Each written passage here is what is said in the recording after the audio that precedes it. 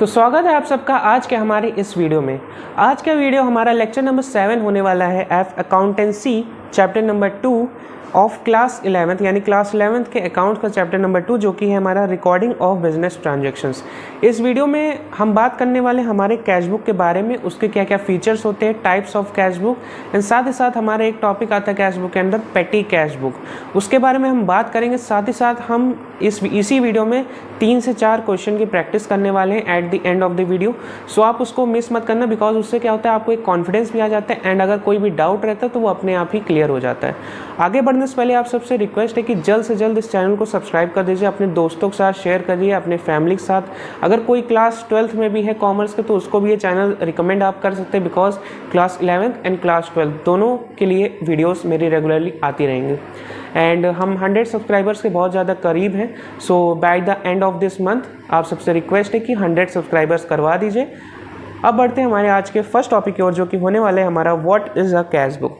Cash book हमारा होता क्या है, तो बेसिकली मैं ये बता देता हूँ कि कैश बुक हमारी एक ऐसी बुक होती है, जैसे अभी तक हमने देखा था हमारी जर्नल बुक थी, उसमें हम जर्नल एंट्रीज करते थे। तो क्या होता है कि जब हमारे छोटे बिजनेसेस होते हैं तब हम उनको जर्नल बुक में रिकॉर्ड कर लेते हैं, जर्नल एंट्रीज के थ्रू हम अपनी अकाउंटिंग कर लेते हैं। बट जब धीरे धीरे हमारे बिजनेस बड़े होते जाते हैं तो जर्नल में ही सारे ट्रांजेक्शन्स को रिकॉर्ड करना ईजी नहीं होता है। अगर कोई भी मिस्टेक पकड़नी होती है तो आपको इतना पूरा जर्नल एंट्रीज, पूरी एक जर्नल एंट्री लिखना मतलब देखना होता है, रेक्टिफाई करना होता है, मतलब उसको करेक्ट करना होता है जहाँ भी रॉन्ग हुआ होता है। सो बहुत ज़्यादा सरदर्द वाला काम हो जाता है।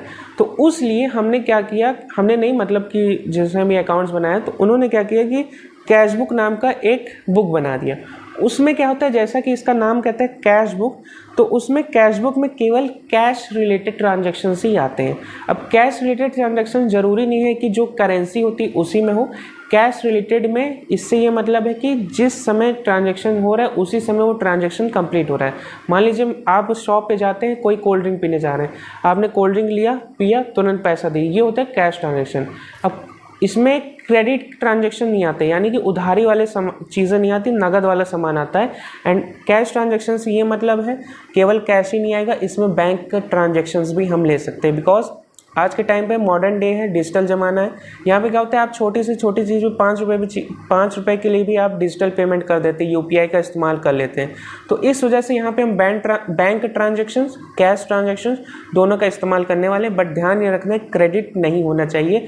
आज का सौदा है तो आज ही उसका पेमेंट हो जाना चाहिए। अब थोड़ा सा डेफिनेशन पढ़ लेते हैं। A cash book is a original entry, यानी कि ओरिजिनल एंट्री बुक होती है जिसमें सारे की कैश और बैंक ट्रांजैक्शंस को डॉक्यूमेंट किया जाता है, वो भी क्रोनोलॉजिकली मतलब एक सीक्वेंस में। When the business is small, it is easy to record every transaction in a single book called journal। यानी कि जब बिजनेस हमारे छोटे होते हैं तो उनको हम सारे ट्रांजेक्शन्स को एक छोटी बुक में हम रिकॉर्ड कर सकते हैं जो कि हमारा जर्नल होता है। बट धीरे धीरे जब हमारा business when business expand it becomes inconvenient to record such a large number of transaction. यानी जब हमारे बिजनेस बढ़ते हैं तो हम लार्ज नंबर ऑफ ट्रांजेक्शन्स को जर्नल एंट्री में रिकॉर्ड नहीं कर सकते हैं। तो इस वजह से हमारा एक रिजल्ट निकला कि हम एक सेपरेट बुक बनाते हैं जिसमें कि हम केवल अपने कैश ट्रांजैक्शंस को रिकॉर्ड करेंगे, जिसका नाम हमने दे दिया कैश जर्नल या फिर कैश बुक।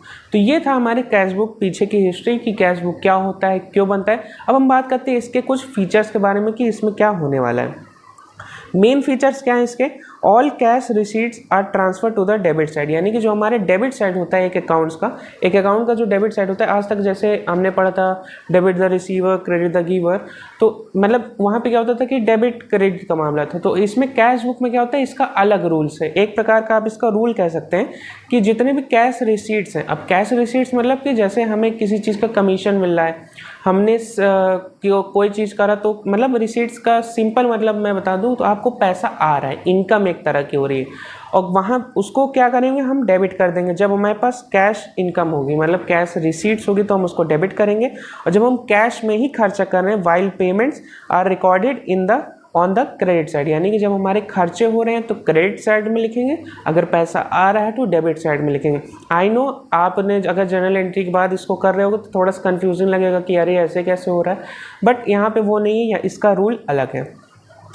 और जो बैलेंस होगा कैश इन हैंड का और उसका बैंक का, तो आपको कैलकुलेट कर दिया जाएगा at the end of the day.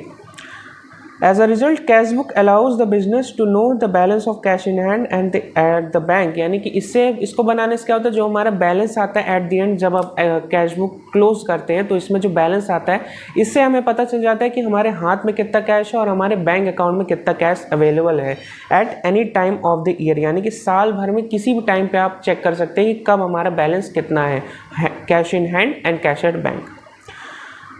In cash book only cash and bank transactions are documented, no credit transaction are recorded, यानी कि इसमें कोई भी जो क्रेडिट ट्रांजेक्शन हैं उसको हम रिकॉर्ड नहीं करने वाले हैं। सो ये था हमारा मेन फीचर। अब हम बात करते हैं हमारे टाइप्स ऑफ कैश बुक के बारे में। थोड़ा सा अगर आपको स्पीड ज़्यादा लग रही हो तो आई एम सॉरी, मैं ऐसे ही पढ़ाता हूँ, इसको आप दोबारा रिवाइंड करके देख सकते हैं, बट मैं ट्राई कर रहा हूँ अपनी स्पीड को धीमा करने की, जैसे जैसे टाइम टू टाइम होता जाएगा।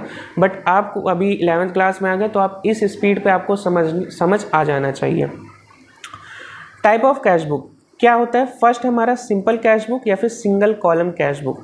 आखिर ये होता क्या है, मतलब कि जो simplest form of cash book होती है उसको हम क्या कहते हैं, सिंपल कैश बुक या फिर सिंगल कॉलम कैश बुक। अब सिंगल कॉलम क्या, उसमें एक ही कॉलम होता है? जी हाँ, इसमें एक ही कॉलम होता है, बट ये सिंगल कॉलम किस चीज़ की बात कर रही है? सिंगल कॉलम बात कर रहा है ये अमाउंट की।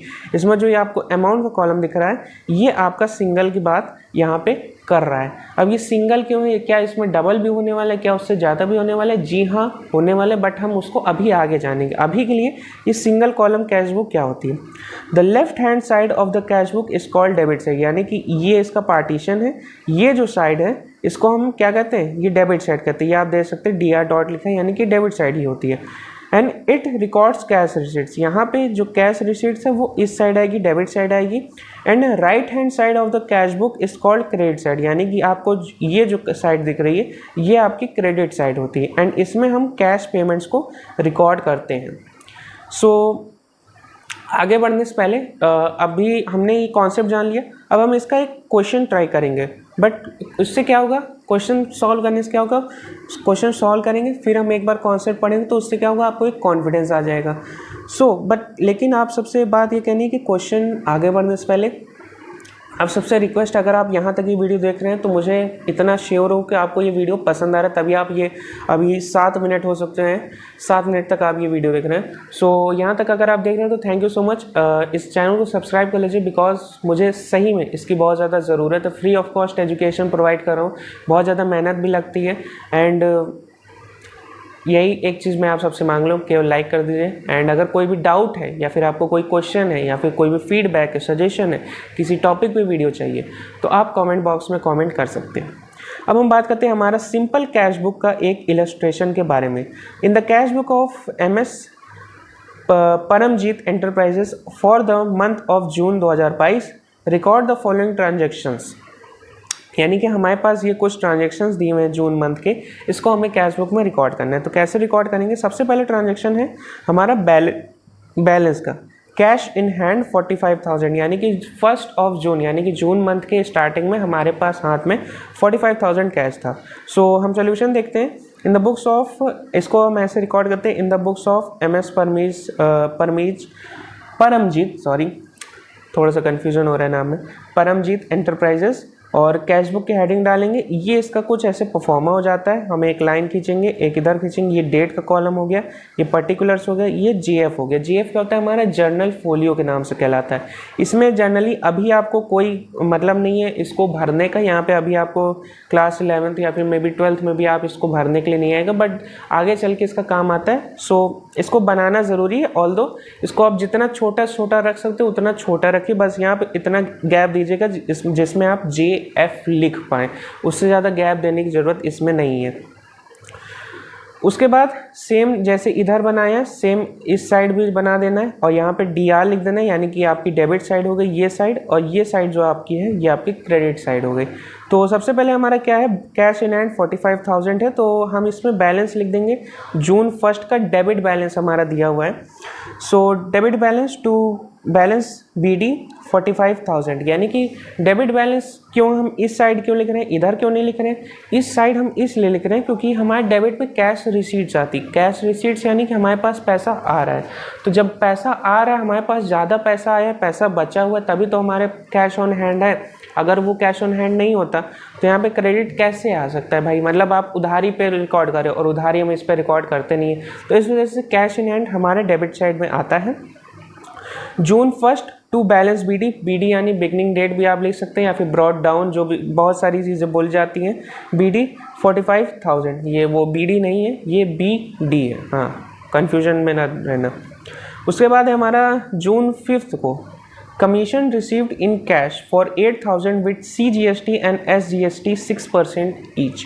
CGST SGST को एक बार के लिए अगर हम इसको हटा दें तो आप बस इतना पे ध्यान दीजिए, कमीशन रिसीव्ड इन कैश यानी कमीशन आपको रिसीव हो रहा है कैश में, कमीशन रिसीव हो रहा है, पैसा आ रहा है, पैसा आता है तो हम क्या कहते हैं उसको कैश रिसीट कहते हैं। कैश रिसीट को हम कहाँ रिकॉर्ड करते हैं, उसको हम डेबिट साइड में करते हैं। तो इस वजह से हमने यहाँ पे लिखा है जून 5 टू कमीशन अकाउंट 8,000 एंड उसी जून 5 में ही हमने 2 और एंट्री डाली, आउटपुट CGST, आउटपुट SGST 480, 480, 6% आपका दोनों आ गया।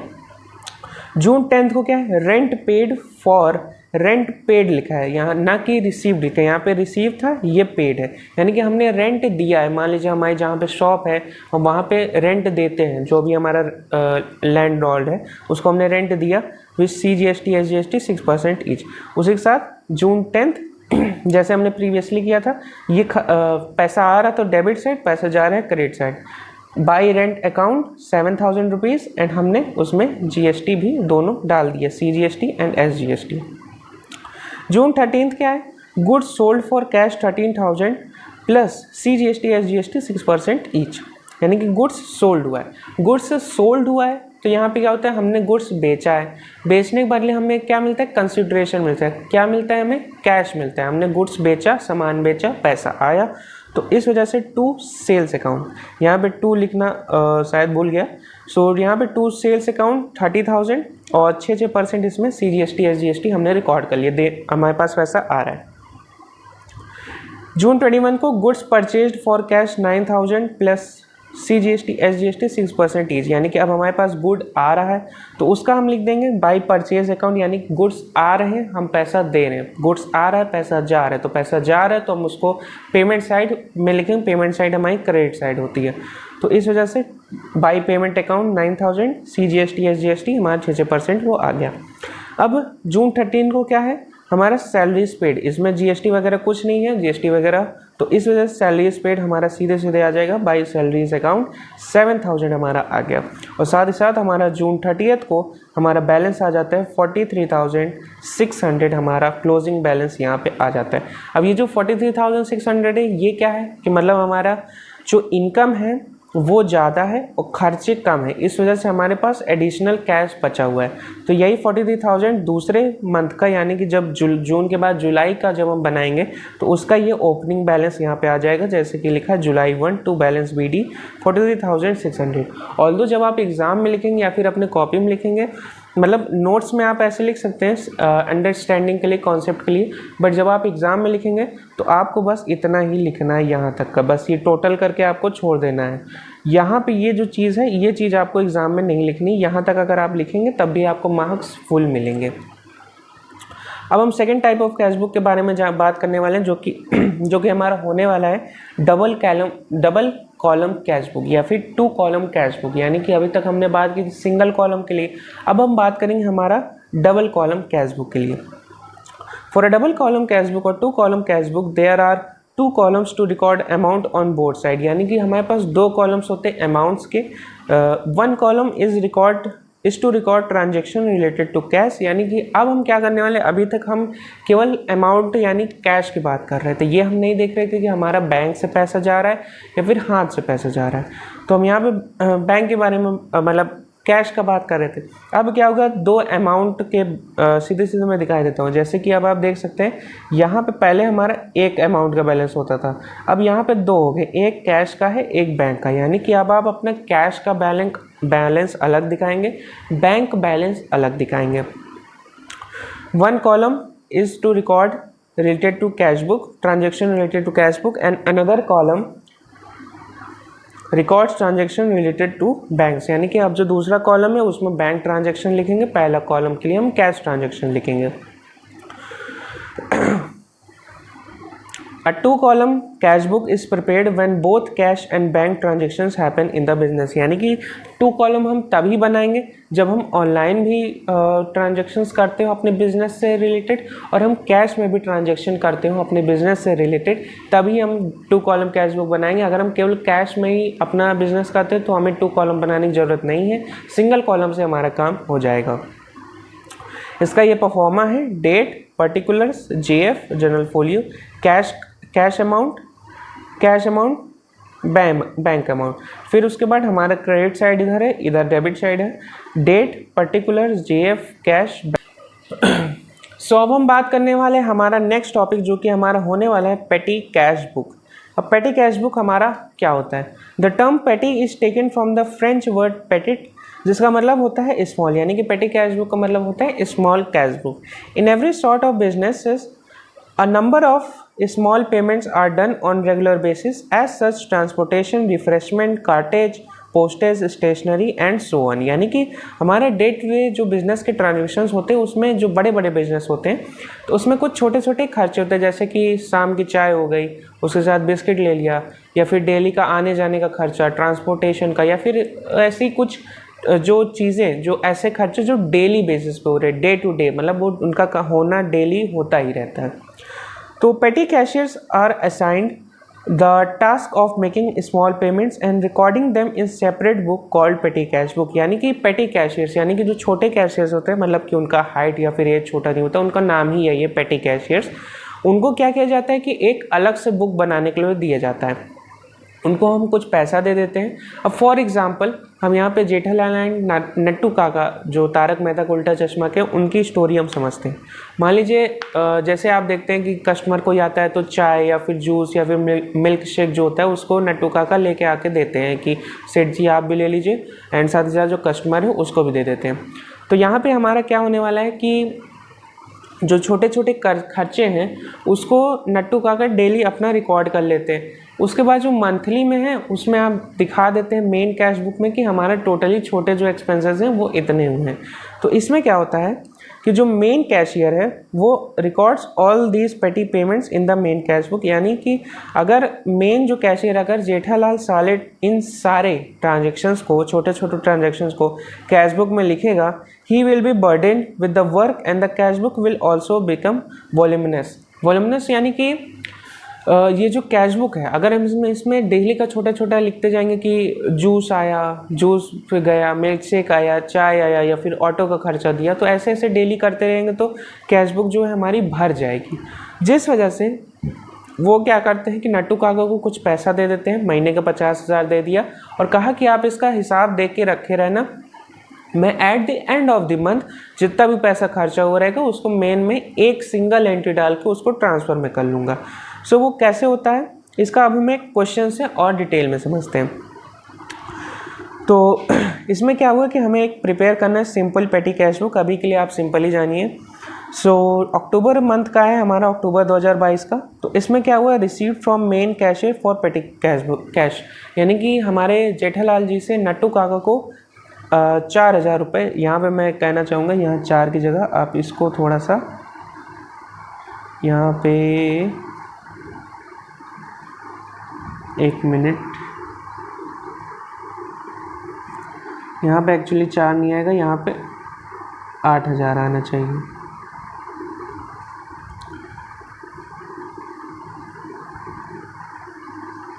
यहाँ पे आप इसको काट के लिख लेंगे 8,000 रुपये।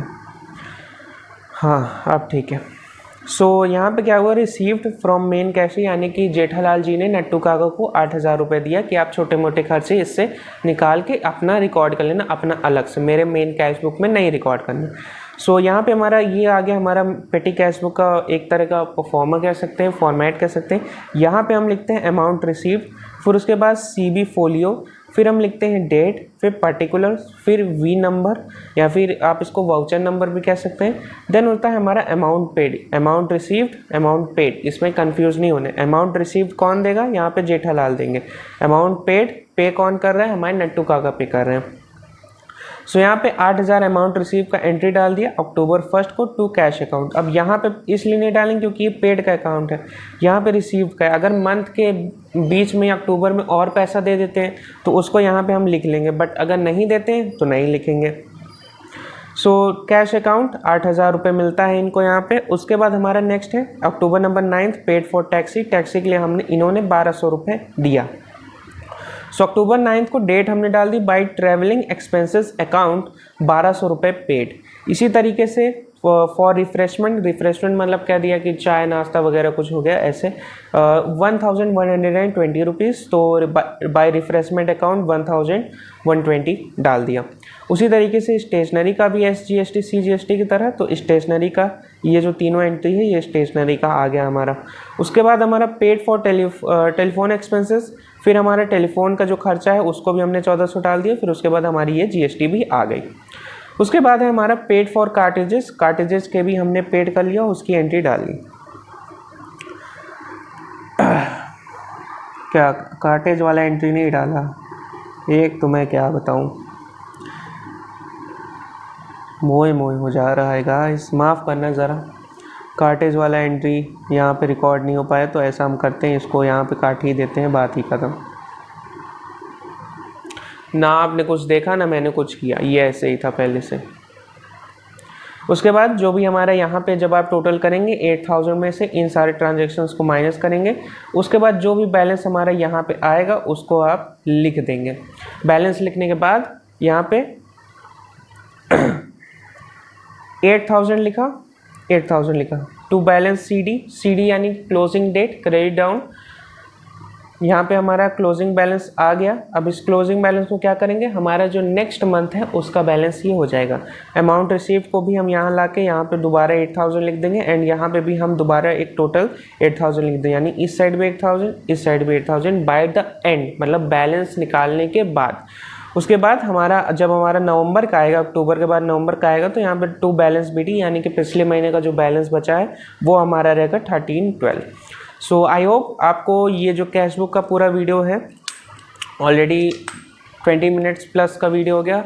इस चैनल का सबसे बड़ा वीडियो अब मैं अपलोड कर रहा हूँ एंड इसी तरीके से थोड़े से अब बड़े बड़े वीडियोज़ आएंगे, बिकॉज टाइम की थोड़ी सी कमी है एंड कॉन्सेप्ट अभी तक जो इंट्रोडक्शन था तो छोटे छोटे वीडियोस में चल जाता था, बट अब जो कॉन्सेप्ट है उसमें थोड़ा सा ज़्यादा टाइम लगेगा। अगर उसको पार्ट्स में करूँगा तो आपको वो कनेक्ट नहीं हो पाएगा, वो कनेक्शन नहीं फील हो पाएगा। तो जिस वजह से आई एम आउट आप बोल के चल देंगे, तो इसलिए कनेक्शन फील होना ज़रूरी है। मिलता हूँ मैं आपसे अगले वीडियो में, लेकिन उससे पहले यहाँ तक आप वीडियो देख रहे हैं तो थैंक यू सो मच, और यहाँ तक देखा है तो पसंद भी आया ही होगा तभी आप देख रहे हैं, सिंपल सी बात है। तो कमेंट कर दीजिए अगर कोई डाउट हो, लाइक कर दीजिए अगर अभी तक नहीं किया है, सब्सक्राइब कर दीजिए अगर अभी तक नहीं किया है, और आपके घर में जितने फ़ोन हैं उनसे सब्सक्राइब कर दीजिए। मिलता हूँ मैं आपसे अगले वीडियो में, तब तक लिए अपना ख्याल रखें, अपने माता पिता का ख्याल रखें। जय हिंद।